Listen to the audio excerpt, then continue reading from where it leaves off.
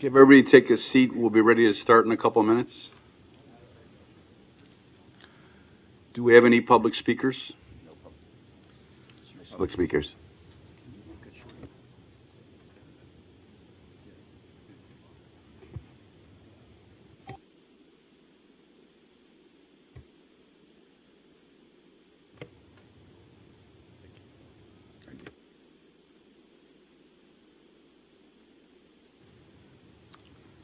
Good afternoon. Welcome to the February meeting of the Capital Program Oversight Committee.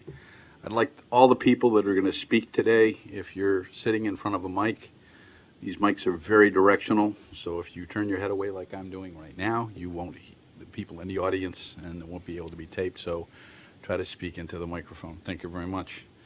Do we have any public speakers? No public speaker. Chairman.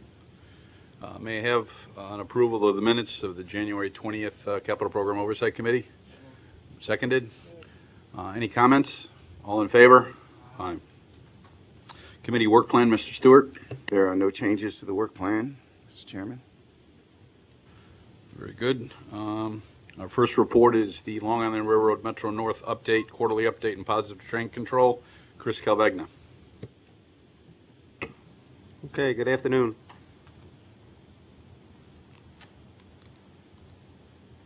Technology mishap here.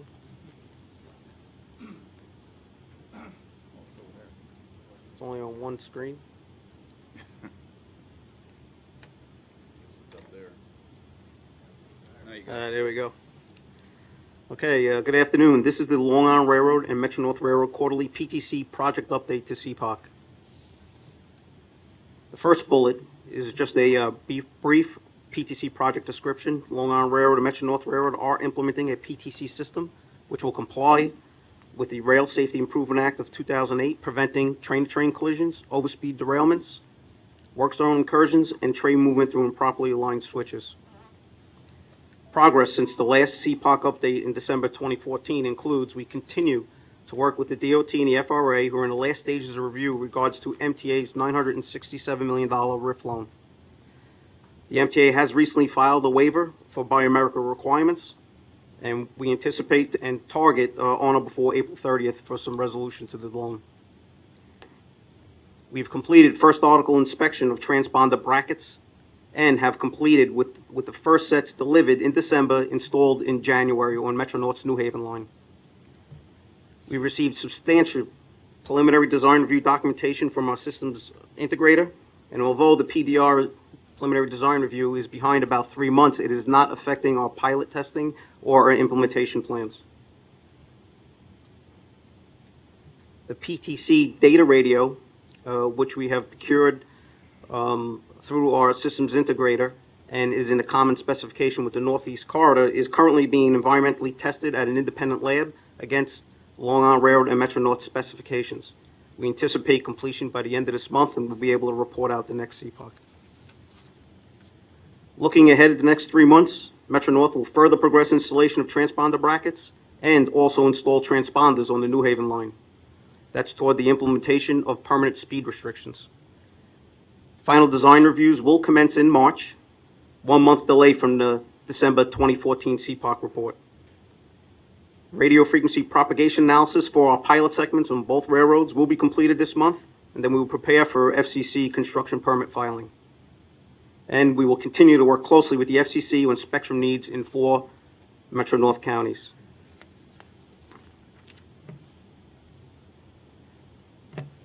As reported to CPOC in December, a risk assessment will be completed for presentation in February. The risk assessment was completed in late December 2014, and results are based on an 80% confidence level. The risk-informed project duration adds up to 6 months to achieve full implementation. We did prioritize segments based on a hazard assessment pursuant to FRA guidelines. And the next slide will show our improved implementation schedules with significant completion in December of 2017. But also the risk-informed estimate project cost at 80% confidence level is $973 million. That is our current project cost is $967.9 million, including contingency, which is $5.4 million less than a risk-informed cost estimate. As a reminder, just I know we bring it up every CPOC, but the development nature of the project does create unusual risks that are hard to quantify. And exclusions from that risk assessment include spectrum acquisition, funding, and FRA penalties that could be imposed.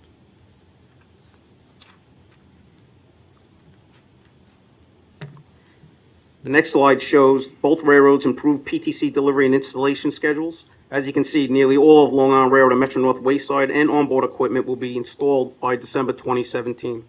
Some Long Island Railroad diesel equipment will have PTC installed in 2018, while Metro-North is not scheduled to have PTC on its Port Jervis line, which is operated by New Jersey Transit until mid-2018.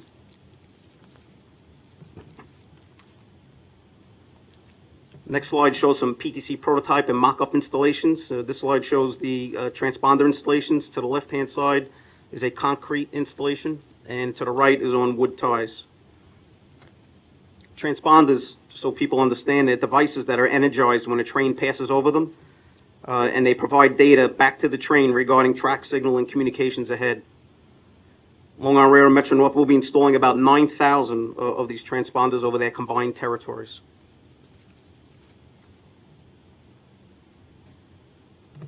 Next slide has two pictures showing some onboard installations.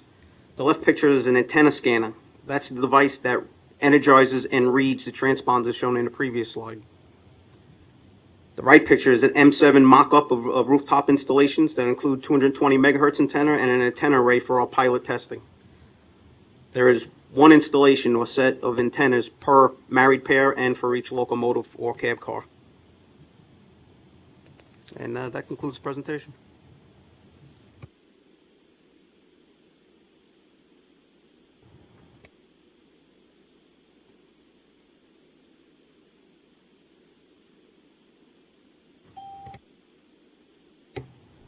One more time.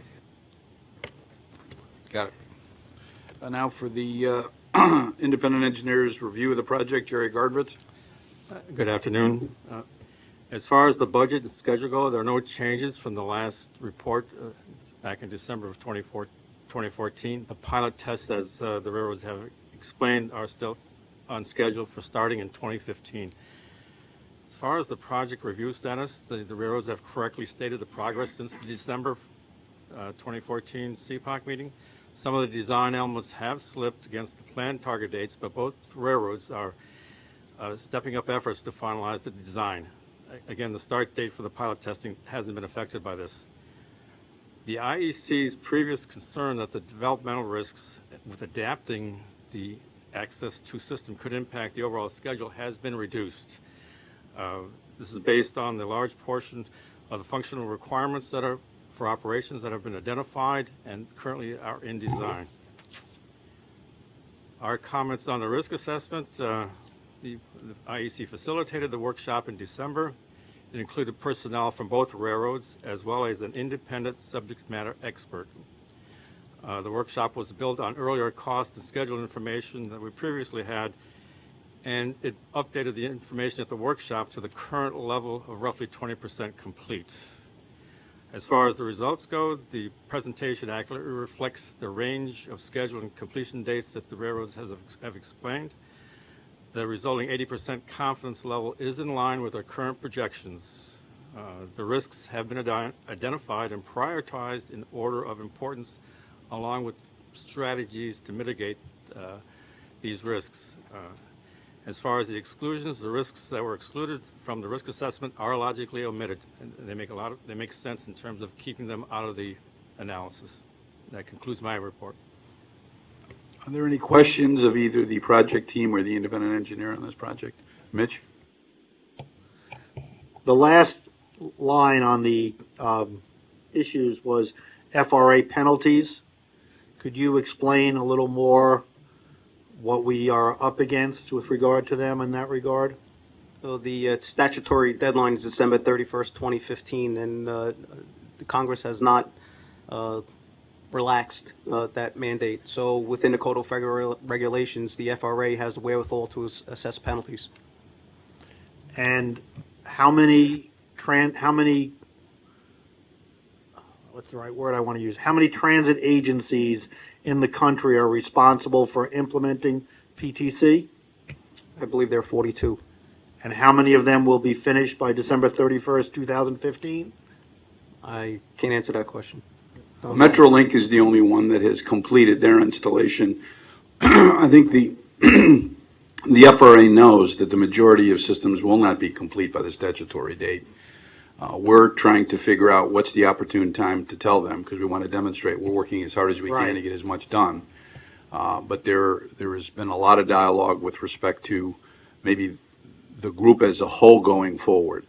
But in some cases, there may be an argument for people to go forward separately, because I want to be able to demonstrate that the two agencies at the MTA have done everything in their power to get as much done as possible, the two largest systems in the country, and ask for a waiver for ourselves. But it's possible that the industry may move together. I will note that some properties don't even have contracts yet for getting a systems integrator on board. Any other questions or comments? We'll now move on to the next presentation, which is the Metro North Capital Program Review, and that'll be given by Tim McCarthy, Toby Ritz, Mary Marcelli, and Glenn Hayden.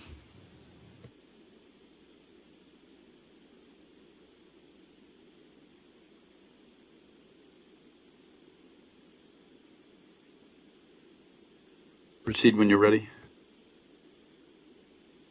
I'm ready, but it's not up yet. No.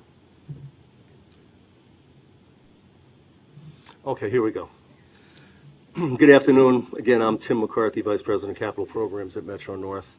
With me are Toby Ritz, who will be presenting on our Sandy upgrade project, Mary Maselli, who will be updating on the Harmon Shop replacement, and Glenn Hayden, who will be updating on the track programs. Next slide, please. As an overview, this pie chart represents the 2010-2014 Metro North Capital Program. As you can see, it's dominated significantly by shops and yards, which is mostly Harmon Shop, rolling stock, which in the current program is the M8 project, and communications and signals, mostly PTC, but a lot of regular signal work. Next slide, please.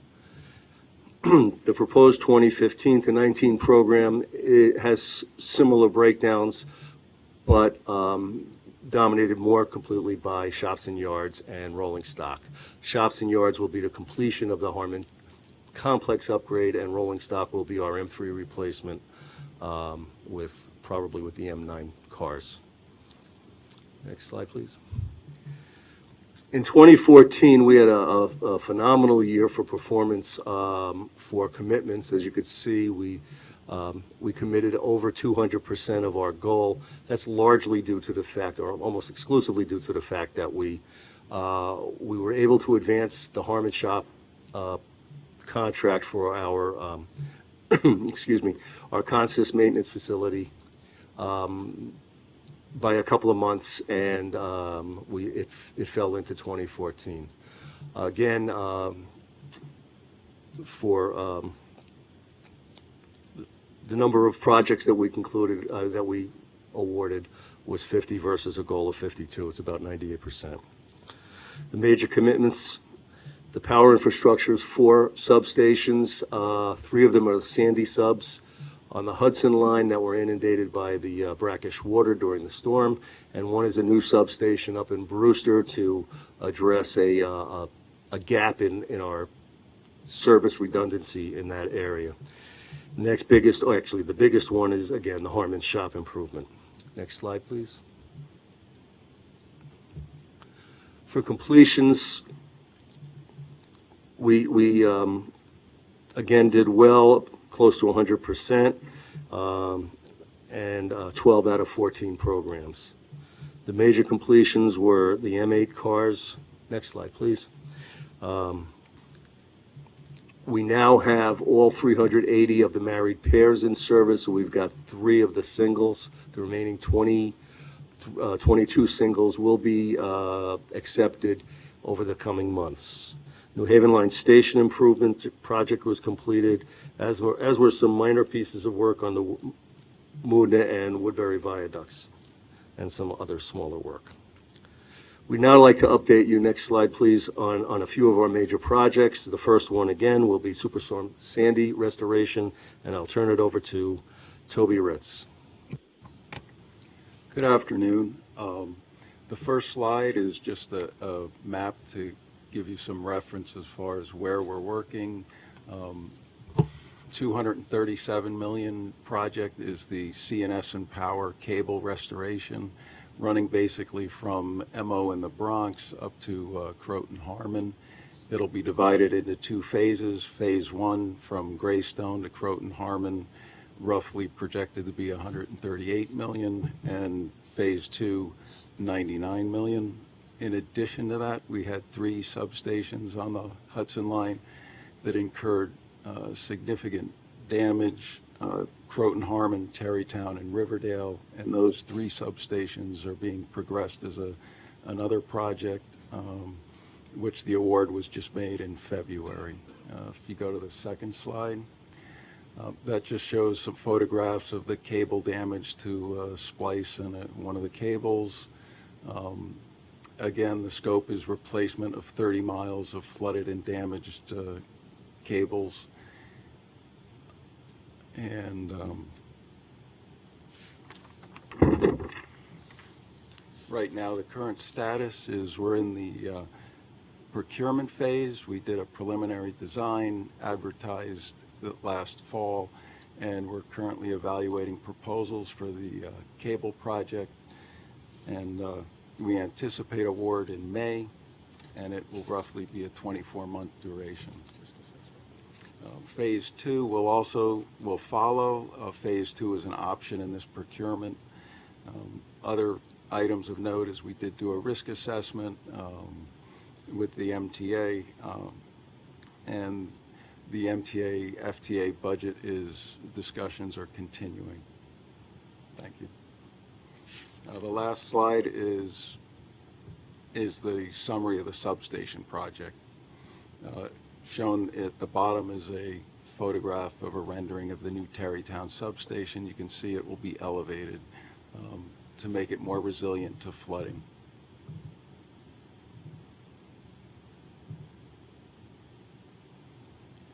That's it. Mary will give an update on Harmon Shop. Good afternoon. Harmon Shop, if you have the first slide, please.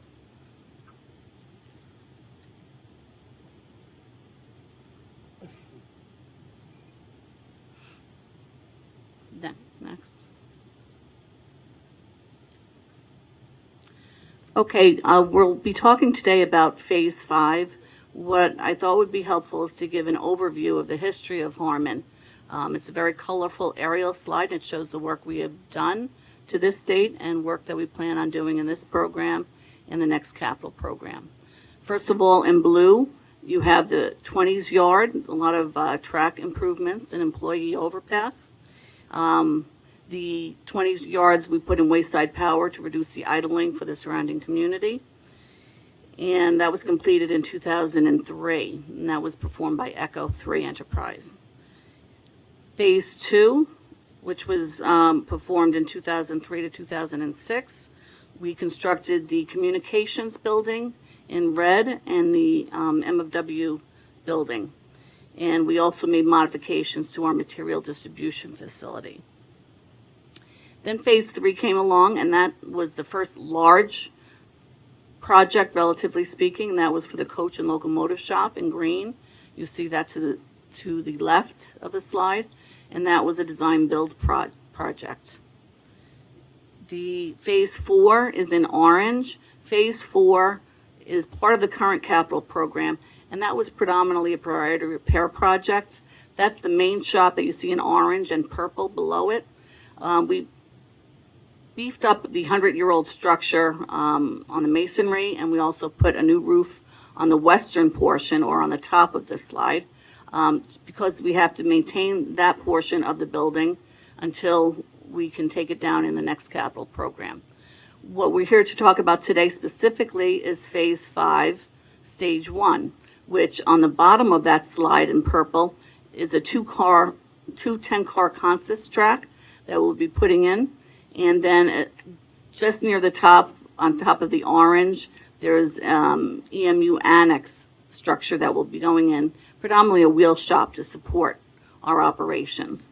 And the rest of Building 6, we'll be bifurcating it to build the consist shop, and we will maintain the center portion so we can continue operations to maintain our fleet.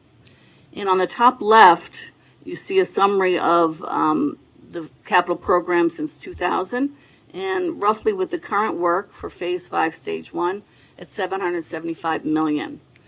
Phase 5, Stage 2, which will complete the main shop, is approximately $400 million, and that is in the current program, the 15 to 19, that we hope to get the funding for.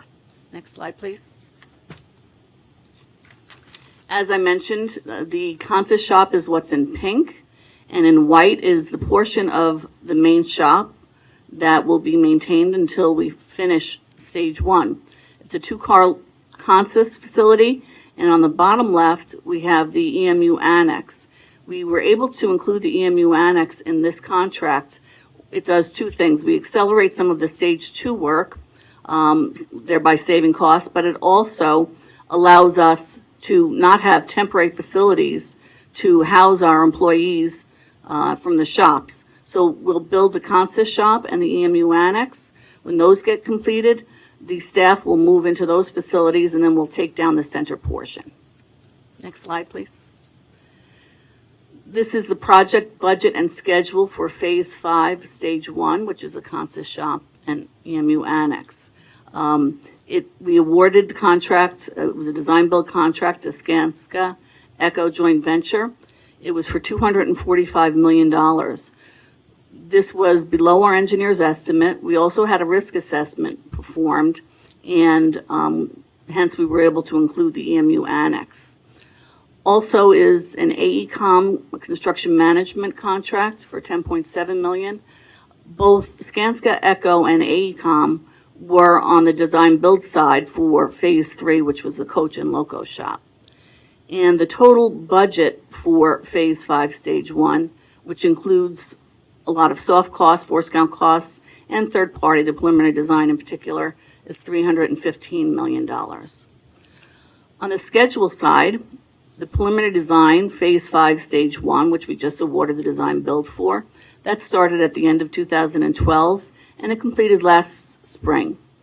And the same designer, Gannett Fleming, is performing the preliminary design of Stage 2. That is happening in concurrence with the design builder who was doing the final design for Stage 1, Harmon Shop. As you can see, the design build for Stage 1 was awarded the end of this past year, as Tim mentioned, and it will go for 3 years until 2017.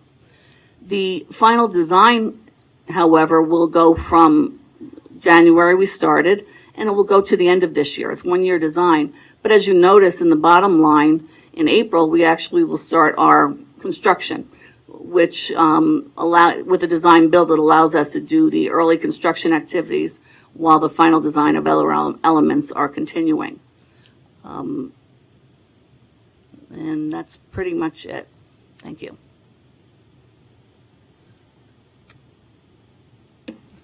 If you could put the next slide up. I'm going to talk a little bit about the cyclical track programs at Metro North. In the previous capital budget, this is a summary of what we did. You'll notice that every year, with the exception of 2013, we were able to complete what we set out to do in terms of installation of welded rail, replacement of wooden ties, and track surfacing. In 2013, we had some other priority work that required us to take some capital forces and divert them to a different phase of work. Next slide, please. This shows the same period of time for the similar work that we did west of Hudson. And you'll notice that there's nothing in 2011. We tend to try to schedule our work, but on off years over there because of the large nature of single track, so we limit our disruptions to our customers. And we were able to accomplish all of our work west of Hudson. Next slide, please. For the next capital program east of the Hudson, we're looking to expand in all categories.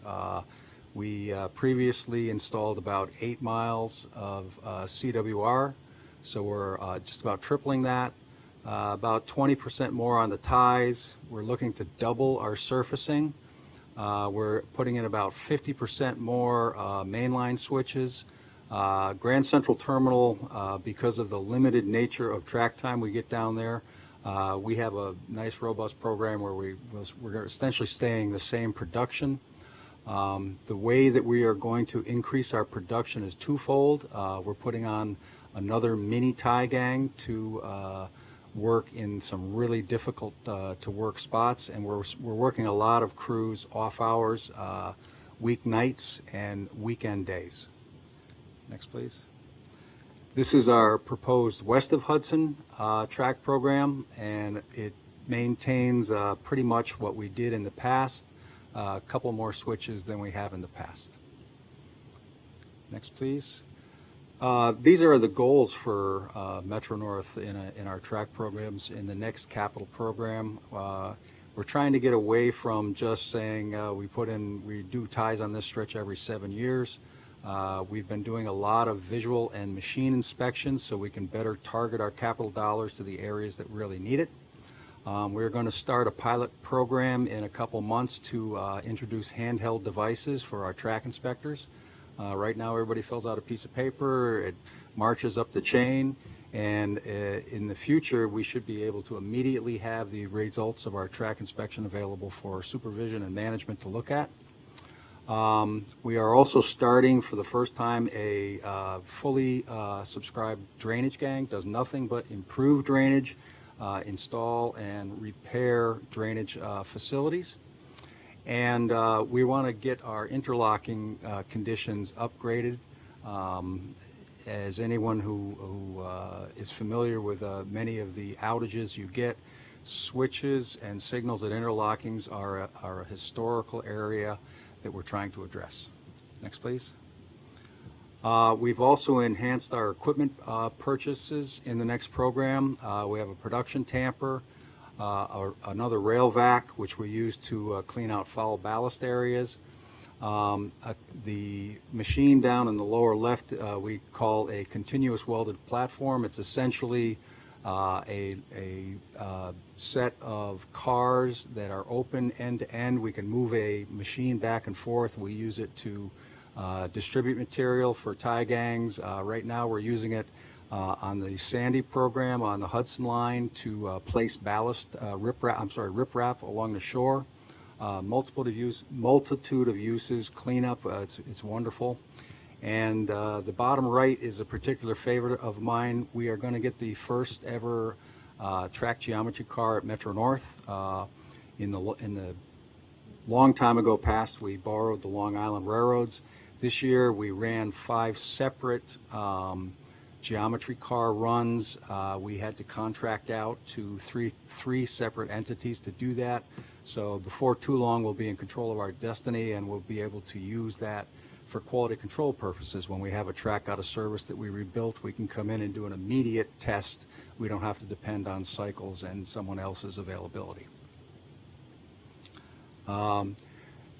Just to give you a little further on our future, we talked about the geometry car. This year we should get some autonomous track geometry inspection systems. These are devices that are mounted on revenue vehicles. We're going to get 4, one for our M8 fleet, one for an M7, one for a diesel locomotive, and one for our coaches.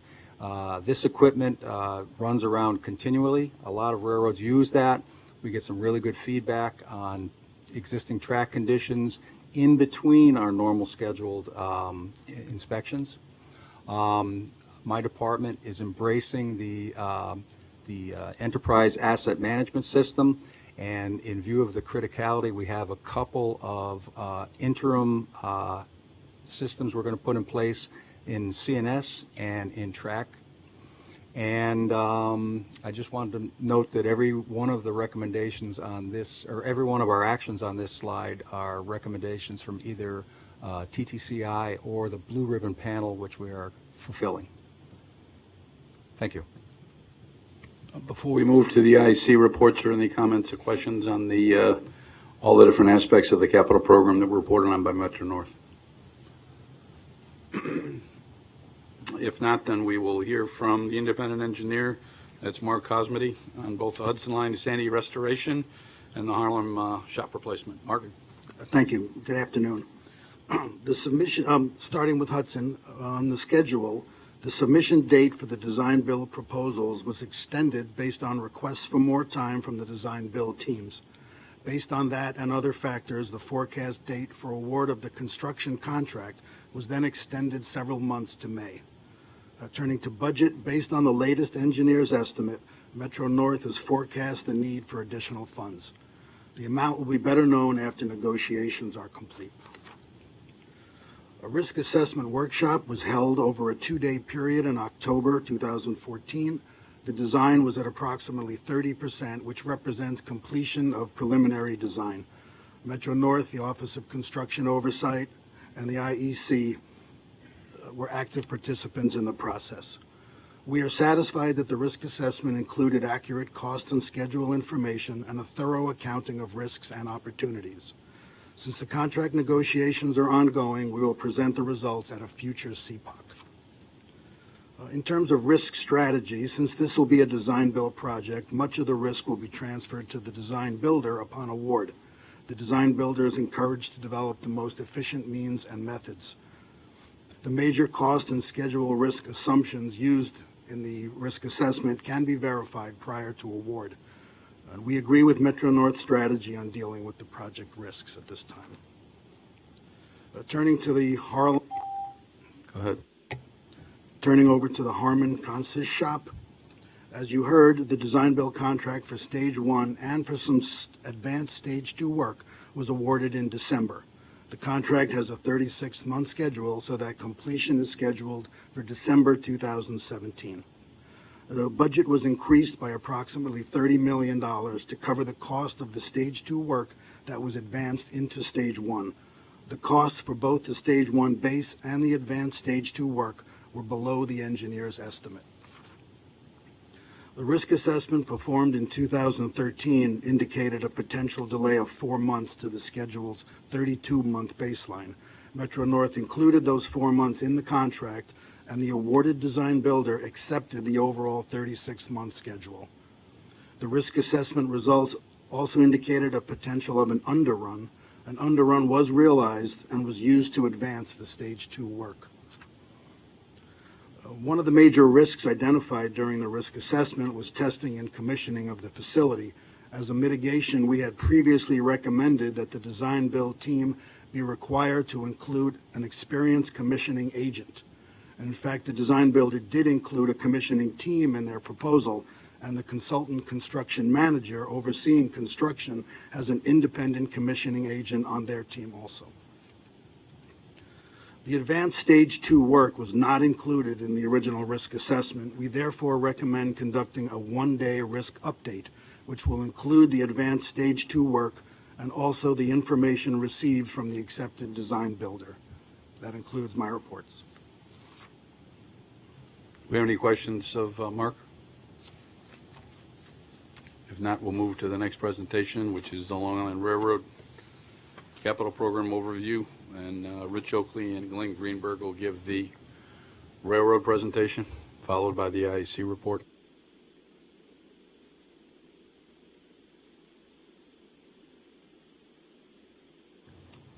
On? Are we on? Yeah, good. Okay. Good afternoon. Today we will be presenting you with a quick overview of the Long Island Railroad 2014 goals and achievements, followed by a general status of a few major projects that fall under the track category of our capital program. As you can see between the plan and actual amounts here, for the most part, Long Island Railroad met their capital program goals for 2014. We exceeded the goals for commitments and starts and reached 90% on the completions. Some of the major commitments and completions are listed here.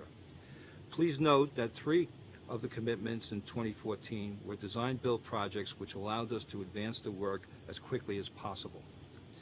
3 of the commitments we'll be talking at greater length in this presentation, and as the completions for 2014 include various small projects under the local and federal small business programs equaling $6.7 million. For the last 4 years running, the Long Island Railroad met or exceeded their MTA goals for small business mentor programs. Next. The track asset category has been and continues to be the biggest infrastructure investment made in our capital program. In 2010 to 2014 capital program, it represents over 35% of the $2.3 billion budget.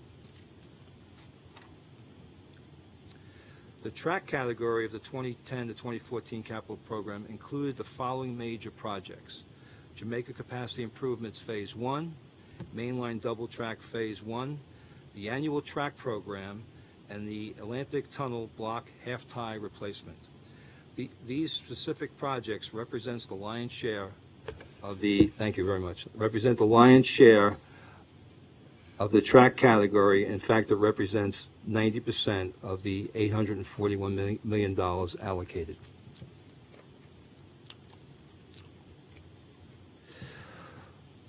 In next one. Okay. In 2011, our consultant completed their study and conceptual design with recommendations relative to Jamaica's master plan. And the recommendations are consistent. They are 1, to support east side access, to increase the capacity of Jamaica Complex, and 3 is to upgrade the infrastructure to maintain a state of good repair. In the general plan, Phase 1 is in support of east side access. Construction of an additional station platform and reconfiguration of track will provide the capacity for more train service to Manhattan, including east side access service to Grand Central Terminal. Phase 2 will improve Jamaica infrastructure. Increased train capacity will improve the interlockings by installing higher speed track configurations. All existing station platforms will be 12 cars and will attempt to reduce the Jamaica crawl. We'll upgrade the infrastructure to maintain a state of good repair. In fact, half of the investment of this program will be applied to state of good repair. The addition of the 6th platform and the reconfiguration of the tracks south of the existing platforms will allow us to eliminate conflicting routes and increase service to westbound terminals, including east side access to Grand Central Terminal. The diagram shown here illustrates the current conflicting routes and the more direct routing of trains after the project has been completed.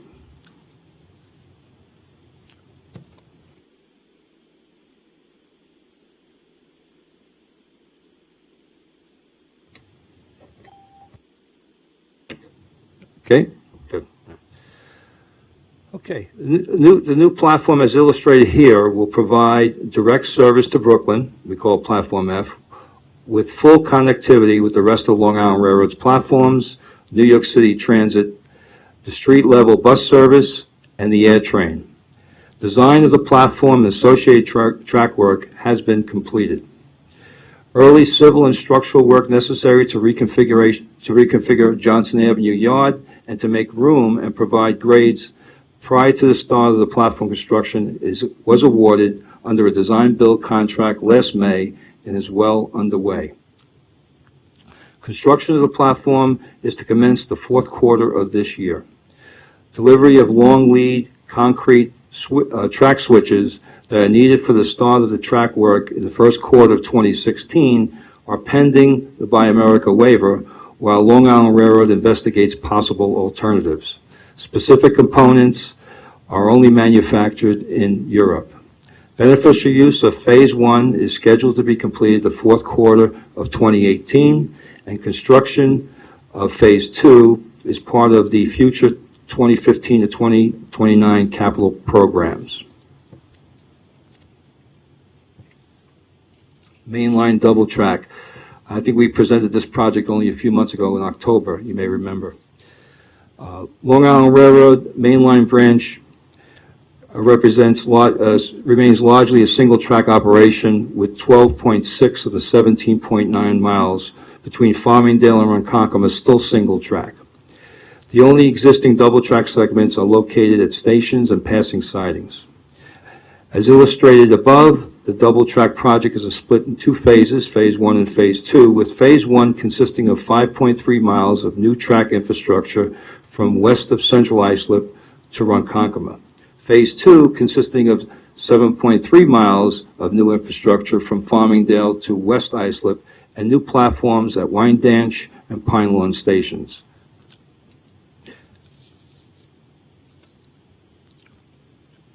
In general, the scope of the project consists of widening the right-of-way, laying track, and installing track systems. Widened track beds in many locations requires retaining walls.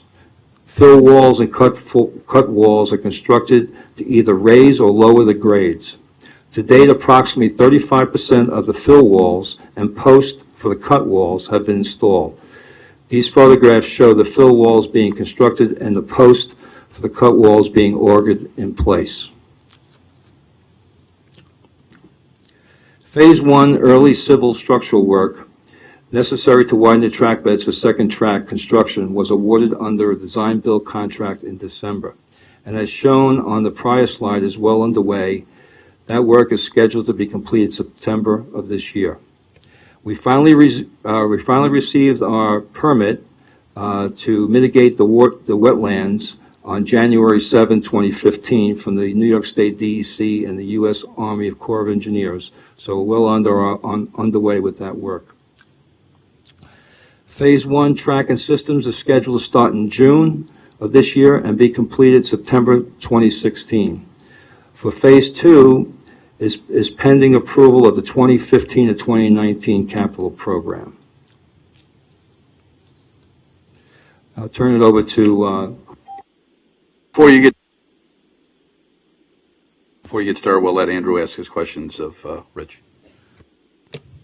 Okay, I'm sure this horse has left the barn already, but with what you're planning for Jamaica with the reconfiguration, you may be setting up a new type of Jamaica crawl, which is Long Islanders who want to go to Brooklyn, who will no longer have a one-seat ride or even an across-the-platform ride, will have to go up over to Platform F and down.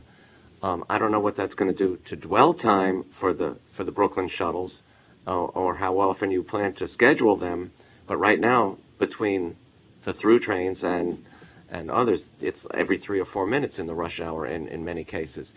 I don't think I've heard that you plan the shuttles to run that frequently. Maybe you do, but that's a new Jamaica crawl, isn't it? Okay, let me just address the Platform F to Brooklyn. Okay, we are going to increase service to Brooklyn. All right, it's going to be anywhere from 6 to 8 minute headways going to Brooklyn from Jamaica. Sir, no, not to interrupt you, Sure. But it's more frequent than that now at time in rush hour. Just look at it. There There are times when it's every 3 and 4 minutes. Yeah, well, we're going to run 6 minute service. I think we can give you some information that shows you that is an increase in service than what we do today. The Jamaica crawl is the trains that are entering into Jamaica. No, I know what it means. Okay, and with the higher speed switches, we should be able to alleviate that problem. Also, with the universal 12-car platforms, there'll be less selections that have to be made, less switches that have to be thrown to get the trains where they need to go. From a railroading point Yeah. of view, I understand what's being done and how trains will pass through Jamaica better. But for the customer, it isn't necessarily better, is all I'm saying. Unless you're going to Grand Central or Penn Station, obviously. Right. But Brooklyn is, of course, getting built up and more, and Lower Manhattan is getting built up, and that's the preferred route to Lower Manhattan, obviously. So it's just something to think about. I think the point that Andrew is trying to make is for a railroad that has not had a major rescheduling in probably 30-plus years, there is a pattern and a perception of service being not that much different from the way it's been for decades. So where you have scheduled meets right now and across the platforms transfers, the railroads are going to deviate from that, or a one-seat ride. So the die is cast, that's the way I would say, and we need to message it. We've got more than enough time between now and when that first train runs, but we need to message it to make it unmistakably clear to people that there will be a change, and we'll try to mitigate the impacts as much as possible. Glenn? I'm sorry.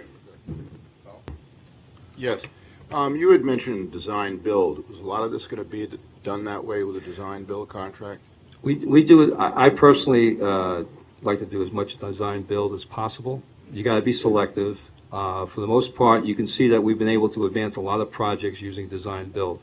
We've been, for the most part, we're focusing on that type of civil and structural work that's most conducive for design build. If you notice, we're getting a lot of the civil work, the earthwork done on Right. mainline double track. We're getting a lot of the grading done for Jamaica. This is all perfect work for design build. Well, Okay. one of the reasons I'm asking you that is that we do a lot of design build work, and when you design a project, there are many ways of doing it, obviously. How much information do you give the bidders when you give them permission to use the design build method? Because if you're just laying track and ties and clearing and compacting excavation, it's pretty much all the same. If you're building a bridge, there are many ways of building a bridge, a suspension bridge, or 20 different types. And you also, a lot of times, you have traffic control, and a lot of bids are won with that alone to have a good traffic flow problem, so that you're not holding up commuters and people, and you're not doing it on Friday nights when the traffic is heavy. Well, you know all about Correct, this. sure. But if you're working on a rail, that's a more isolated situation where you're off the road, out of traffic, except at intersections and stuff, obviously. But sometimes the design, I believe in the design build concept, and I think it's a good money saver, but only in certain conditions. And with just laying rails, seems to me like it's pretty much the same, no matter who's bidding the project. Maybe they can do it a little faster or a little slower. But unless you have a lot of different factors that the bidder can put into that design build process, you're not going to get a lot of different bids and a lot of savings, I would say, unless there's a lot of ifs. Right. And then once the guy bids and he puts a price in with all the ifs, he's obligated, as you know, and everybody does, to perform and do it that way. So he can't change it, which is good, and you have a locked-in number. And that's why I do believe in it. But when it doesn't involve a lot of different methods that people can use and mix, and the types of materials and the time frames and the traffic control and all that, sometimes it's not, the prudent thing to do. Correct. I agree with what you're saying. It has to have an opportunity for cost benefit Yes. to both sides. Plus, and usually those are projects that have, that's based on productivity or innovation. So those are the kind of projects we focus on. So you try, excuse me, for Sure. interrupting, but so you try to give them as little as possible, maybe some test Right. borings, maybe some certain steel they have to use, or things of that In sort. general, it's anywhere between 10 and 30% of a design that you would put out for a design build. All right, so that's for contract. the design, and then the contractor gets to bid on that design. Right. So the design build is usually just from the people who design it, but not the contractor who's building it. Right. Because if the contractor who's building it is the bidder, and he comes up with a different design than the design that you give him from the engineer that you hired, that doesn't make too much of a difference. No, we've had some real success with design build. In Yeah. particular, to tell you the truth, we had a lot of success with bridges. Those who remember the Atlantic Avenue Viaduct was a major success with the design build. So there are applications where it's really a proven success story. So- And I believe in that too, but Yeah. I was just using that example for laying rail as opposed to a bridge. Yeah. When you said the bridge, that kicked in, yeah, that's a fine Yeah. application for it, but just to lay pipe or rail or something, there's not a lot of things that Yeah, different bidders can do. Yeah, a lot of our track work is actually done with our own forces. Yeah. Through our union agreements. So there's not a lot. There may not be as much latitude there for us as an organization to go out for track work. But we look for before we go out for a contract. We look at every project for those opportunities to do design build, even if it's not the entire project. Yeah, Like I know. said, sometimes you we can just do pull. parts of it, yes. Right. So we're a big, strong advocate. It's one of the reasons why we were able to make our commitments this year and accelerate the work. So I'm with you. Okay, thank you. Next slide, please. The annual track program is arguably among the most important parts of the entire capital program. The program consists of the cyclical replacement of track components necessary to maintain a state of good repair. The 2010 to 2014 program achieved substantial completion in December of 2014. And as you can see from the chart, we met or exceeded our goals in virtually every category. We fell a little bit short in switch replacement. That was due to some Buy America issues, which I think we've overcome. We've come up with a new fully compliant specification that we'll be using. The next program will be focusing much more in the area of CWR and switches, as many of those components reach the end of their useful life. Next slide, we're going to see the video next. This is a short video of the mechanized tie job.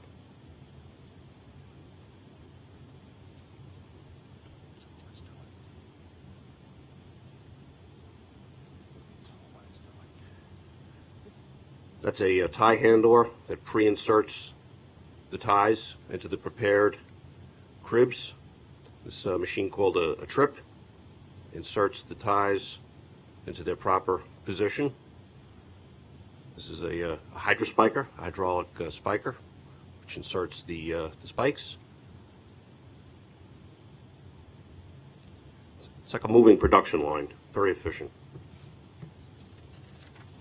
This is the Atlantic Branch block tie replacement project. It's a component replacement project in our East New York tunnels. It's replacing selected block ties that were installed originally in 1940 and that have deteriorated over time due to water. After some extensive testing, we elected to use a composite tie, which is a type of a plastic that we feel will be impervious to water and will last for many years. The design was completed in October 2014, and a construction contract was awarded in December of 2014. Next slide, please. Basically, it involves, in its areas, they're fairly short areas, typically about 40 feet in length, where the air vents are. Involves jacking up the running rails, using hydraulic rams to take out the existing block ties. In most instances, we're able to reuse the concrete cavities that hold the ties. Next slide, please. Then the composite block ties are inserted into the cavities, and they're held in place with high-strength grout. And the lower right photo depicts the finished product. And that's the end. Very good presentation, Glenn. Any questions? Independent Engineer Review, Mohammed Mohammedinia. Good afternoon, Mr. Chairman, members of the board. My name is Mohammed Mohammedinia, and I'll be doing the review, the IEC review of the mainline double track project. The third-party civil design build contract for phase 1 is approximately 52 days behind the baseline schedule. The project end date does not change because of time savings using automated track installation. The project is on budget, and expenditures to date reflect the correct percentage of project completion. There are two major risks to this project. The first one being delays in the finalization of environmental permitting to work in the wetland area. This area has been on the design-build contract critical path starting February 1, 2015. Agency mitigation is as follows. The U.S. Army permit was received on November 14, 2014, and the New York State Department of Environmental Conservation permit was received on January 7, 2015. Long Island Railroad expects Suffolk County, Lakeland County Park access agreement to be finalized before the end of February 2015, at which time this risk will be mitigated. The second major risk to this project is the coordination between third-party and force account crews. The issue is relocation of utility poles represent the primary interface in which design-built work is dependent on force account work completion.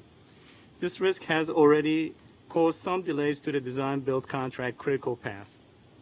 The mitigation is replacing some low-height walls with graded slopes to reduce the quantity of pole relocation that are reliant on force account work.